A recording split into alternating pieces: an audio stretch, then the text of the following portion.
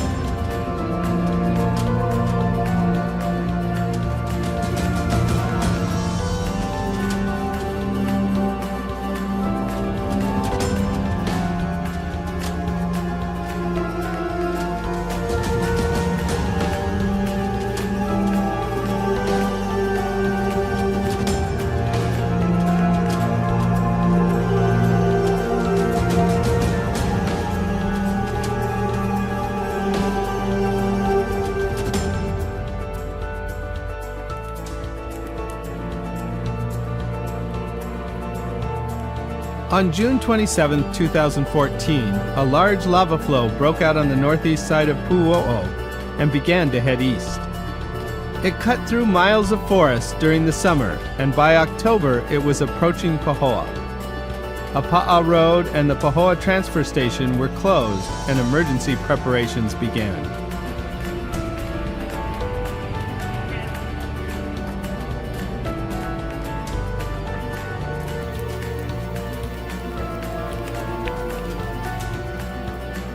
With the lava burning through fields only a few hundred yards away, Helco workers hurried to protect power poles in its path. The poles were surrounded with insulation, cement blocks, and a big pile of cinder to keep the lava from burning the wooden poles.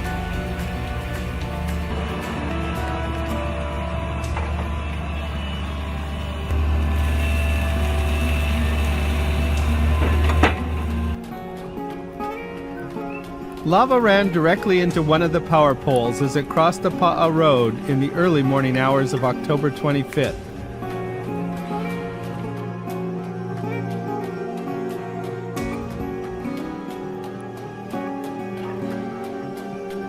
The power pole was completely surrounded, but survived the intense heat of the flow. The protection worked.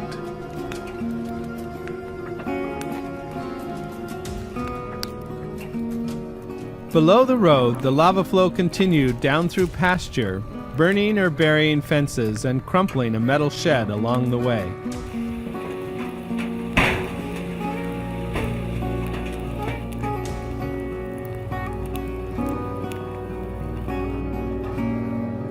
The flows entered the top of the Sugimoto's property on October 28th and burned through their macadamia nut orchard. Listen for the methane blasts. These happen when gas from burning roots ignites and explodes.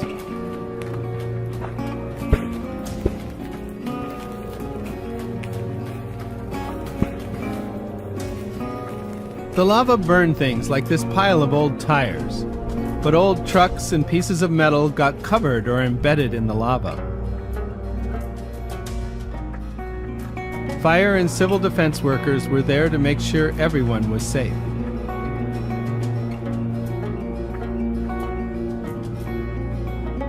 The lava flows start out only a few feet high, but over 3 days this lava inflated until it overflowed 5-foot-high dirt walls.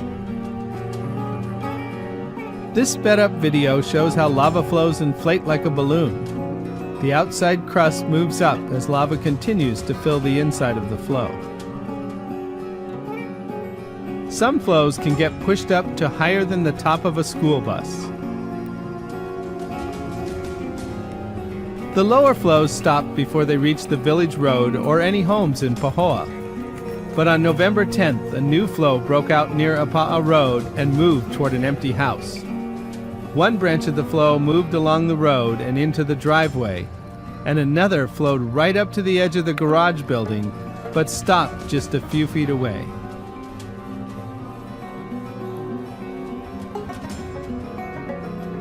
Sadly, lava reached the house.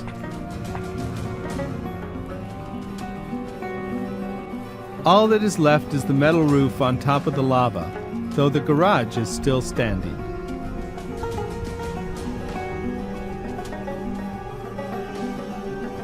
New breakouts of lava continued above Apa'a and soon reached the transfer station. They first flowed around the dirt wall outside the fence and began to inflate. Then lava broke out, burned its way through the fence, and flowed down the walls. Lava headed straight toward them. Less than a mile away now, a slow-motion disaster they're watching out for. ABC's Clayton Sandell reporting in tonight. Tonight, a powerful volcano that helped create the big island of Hawaii is now threatening thousands of people who live here. A river of red-hot lava quickly oozing the length of 6 football fields in just the last 2 days. You can see just below here, in these cracks, is actual molten lava.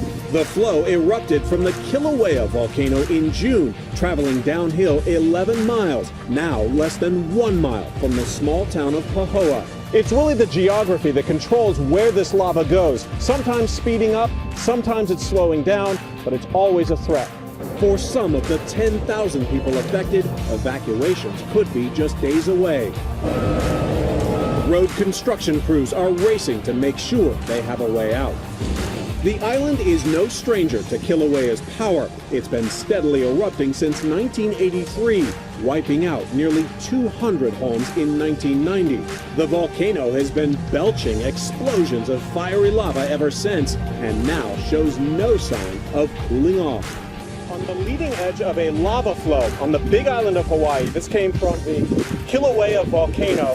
This particular lava flow started on June 27th, and it has traveled about 11 miles so far. And the problem is it's headed right for a small town of Pahoa. Take a look at what we're standing on here. This is lava that flowed probably just 24 hours ago. And if you look carefully, you can see just below here in these cracks is actual molten lava. Thousands of degrees down there. So we're going to try and stay out of the dangerous stuff. Take a look at this. Every once in a while on the lava field, you'll see these hollowed out half tubes here with white powder in them. What that is a tree that fell down and then was surrounded by lava. The lava kind of formed a tube around the tree and turned away. So that white stuff you're seeing is actually ash from a tree that no longer exists.